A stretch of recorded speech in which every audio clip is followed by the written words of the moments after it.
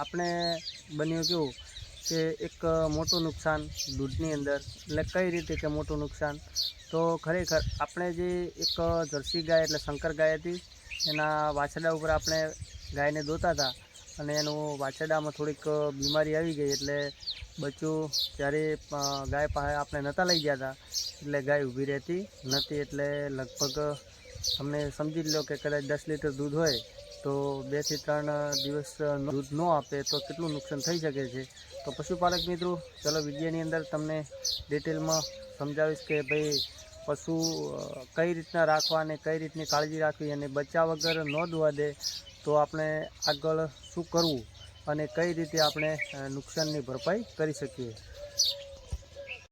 તો મિત્રો, આ છે આ વાછરડી છે, આમાં તકલીફ શું થઈ હતી ને તમને બતાવવાનો છું। જો આના ડોટાની અંદર પાણી ભરાઈ ગયું હતું, એટલે બેસતી નથી અને ઊભી નથી રહી ગઈ હતી, થોડીક તકલીફ થઈ ગઈ હતી। તો આ આપણે છે ને આ જે આની માં છે એને આપણે આના વગર એની માં દોવા દેતી નથી। તો જો આ એની માં છે, અને જો આપણે બચ્ચું એની પાસે ન લઈને જાય તો ગધડીનું શું છે કે આપણને નોઝુનો બોઝુનો દેવા દેતી નથી। અને આને જો પાણી ભરાઈ ગયું છે, ડોટાની અંદર પાણી ભરાઈ ગયું છે। આ જો હોંટીઓ છે, જો તમે દેખાડું, જો અડવા નથી દેતી, કારણ કે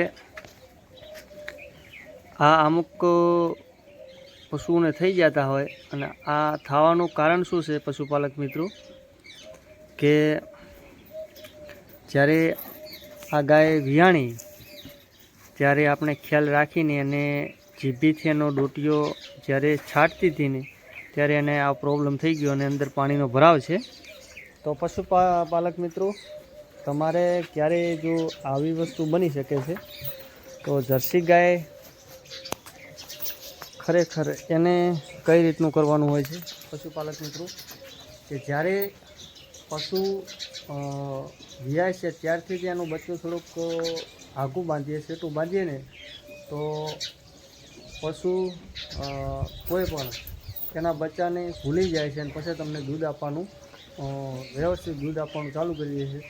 કે ખરેખર ઘણી વખત કેવી વસ્તુ બનતી હોય છે કે તમે એની માને ધવડાવવાનું ચાલુ કરો ને તો અમુક ગાયો શું હોય છે કે દૂધ હંતાડી નાખતી હોય છે અને પૂરતું દૂધ આપતી નથી।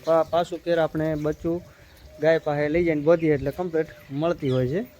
તો પશુપાલક મિત્રો, ક્યારેક ક્યારેક વસ્તુ એવી બનતી હોય છે, અને ક્યારેક કેવું બનતું હોય છે કે બચ્ચું જ્યારે કદાચ સમજી લો કે નાનું બચ્ચું હોય ને કાંઈ થઈ ગયું કદાચ મરી જાય ને તો ગાય જે આપણી કહેવાનો મતલબ દોવા જ ન દે, એટલે નુકસાન તો આની અંદર જો ઘણું જ થઈ શકે છે, કારણ કે ધ્યાન ન આપો તો પશુપાલક મિત્રો, જો આ એની માં છે, આ એનું વાસરડું છે।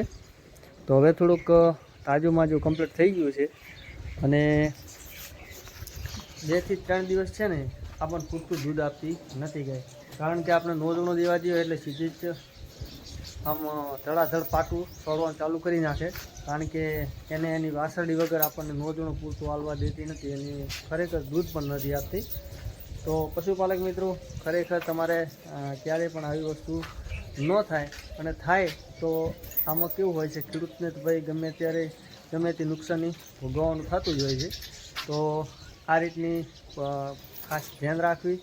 અને જો આપણે વાસરડી કમ્પ્લીટ થઈ ગઈ અને ગાય પણ હવે કમ્પ્લીટ દૂધ આપવાનું ચાલુ કરી દીધું છે।